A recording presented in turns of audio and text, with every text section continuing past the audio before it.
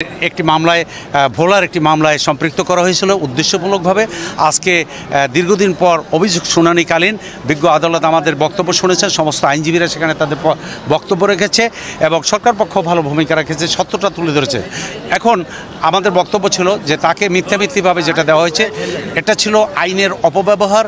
এই জন্য এই মামলাটি শুনানি অন্তে সসম্মানে এই বীর মুক্তিযোদ্ধাকে মুক্তি দিয়েছে এবং উভয় আসামিকে অব্যাহতি দিয়েছে। তারা নির্দোষ প্রমাণিত হয়েছে। এজন্য আমরা আল্লাহর কাছে শুকরিয়া জানাই এবং দেশের ন্যায় বিচার প্রতিষ্ঠা হয়েছে এই মামলায় আমরা সন্তুষ্ট।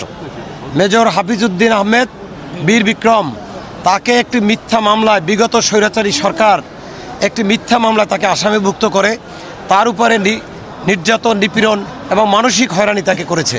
সেই মামলাটি একটা সাইবার ট্রাইব্যুনালের মামলা ছিল। সেই মামলা বরিশাল সাইবার ট্রাইব্যুনাল আদালতে সেই মামলাটি বিচারাধীন ছিল। আজকে আমরা অভিযোগ গঠনের দিন ধার্য ছিল।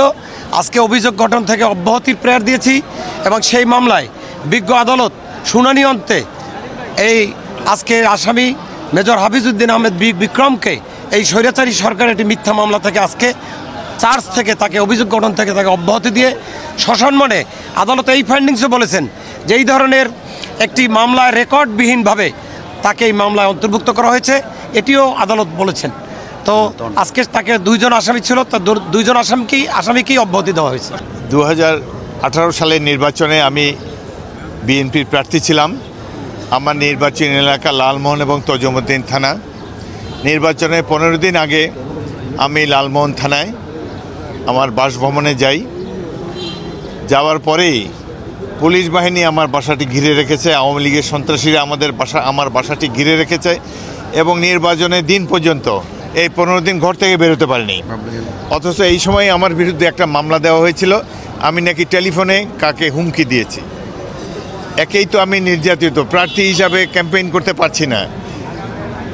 নানান ধরনের অসামাজিক ব্যক্তিরা এবং পোশাকধারী দুর্বৃত্তরা আমাকে বাড়িতে ঘিরে রেখেছে।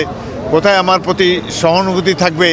এমনই নির্লজ্জ একটি দল, ফ্যাসিস্ট আওয়ামী লীগ সরকার, তারা আমাকে নির্বাচনের দিনই একটা মিথ্যা মামলা দিয়ে সাইবার ট্রাইব্যুনালের মামলায় আমাকে আসামি করে এই 6টা বছর আমাকে ভুগতে হয়েছে। আজ আমি আনন্দিত, দেরিতে হলো, অনেক হয়রানির পরও আমি ন্যায় বিচার পেয়েছি, সেজন্য আমি সন্তুষ্ট।